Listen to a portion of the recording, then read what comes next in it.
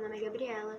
Eu vou falar um pouco do meu plano de intervenção da atividade 3 do estágio curricular supervisionado. Nesse plano de intervenção, nós temos as recomendações tanto para a família quanto para a escola, nesse primeiro momento do texto. E eu gostaria de comentar alguns pontos. O primeiro deles é a necessidade de um assistente terapêutico em sala de aula. Essa é uma necessidade que tem que ser conversada com a escola, com a família, para ver se existe essa possibilidade, porque é algo que ajuda muito a criança dentro de sala, esse acompanhamento. Outra coisa é a oferta dos fidget toys. Eu vou mostrar aqui os fidget toys que eu indicaria, porque eles são silenciosos e ajudam a criança a manter as mãos ocupadas. De apertar as bolas de stress balls, e esse brinquedo que é para você empurrar uma bolinha dentro de um tecido para cima e para baixo. Outro ponto desse plano de intervenção são as pausas durante o dia. Essas pausas, elas também têm que ser conversadas com a escola para ver se existe essa possibilidade, porque algumas turmas você não pode dispersar elas, que elas demoram muito para voltar ao foco.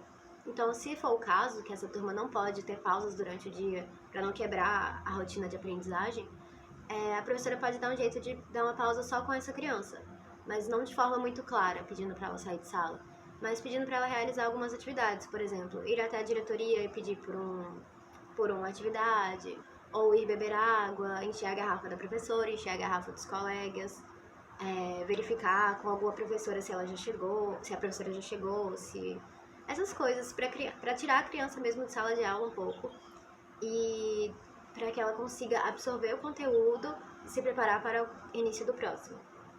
Outra coisa é a adaptação das atividades. Essa adaptação, ela não precisa ser muito elaborada, ela pode ser algo muito simples. E eu vou mostrar aqui alguns exemplos de adaptação de atividades.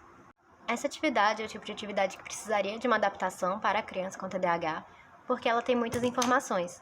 Você consegue ver que ela tem várias imagens, tem muito texto, tem símbolos, e isso pode distrair a criança, deixar ela sem saber por onde começa. Então, um bom método de adaptar essa atividade seria assim: aumentar esse texto, o título da atividade, o que ela é sobre, que no caso é a fábula, aumentar a história e colocar as perguntas embaixo da história.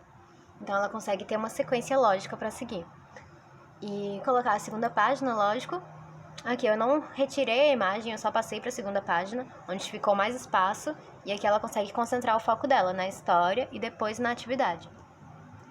Outra atividade que precisaria de uma adaptação seria essa, que também tem muitas informações e o olhar da criança pode ficar disperso dentro desse papel. E uma forma de adaptar a ela poderia até retirar essa imagem, aqui as palavras que ela precisa achar aqui dentro e desembaralhar, que já é uma atividade um pouco complexa para criança de 10 anos, e aqui onde ela colocaria as respostas.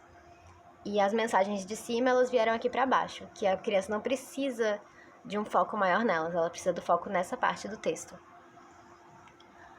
Aqui são os exemplos de algumas atividades que seriam boas já para a criança. Essa é uma atividade sobre o Saci. Aqui tem a imagem do Saci, o título e os quadrados onde ela vai responder as perguntas.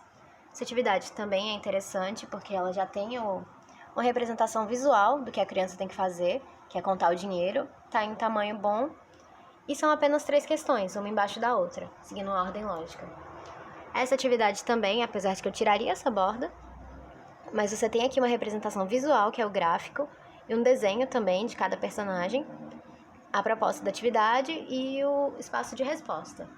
Outra coisa é a questão da posição da cadeira desse aluno em sala de aula, e ela precisa ser perto da mesa do professor, da frente da sala, para que essa criança esteja mais próxima desse ambiente de aprendizagem e não tenha muitos estímulos em volta dela distraindo.